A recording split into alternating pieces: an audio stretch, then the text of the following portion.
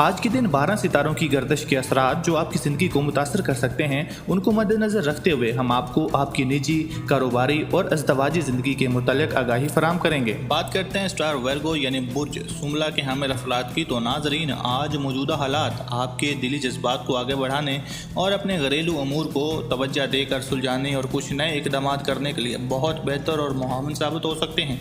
आपके कुछ नए आइडियाज़ भी इन मसरूफियात का शिकार हो सकते हैं और जिस कदर हिम्मत अफजाई और पसंदीदगी की तवक्का थी वो हासिल ना हो सकेगी। आपको किसी अहम दस्तावेज़ पर दस्तखत करने से लेकर किसी नए कारोबारी सरगर्मी या सरमायाकारी के मंसूबे बनाने से गुरेज करना चाहिए, वरना नताज हस्बे तवक्का बरामद ना हो सकेंगे।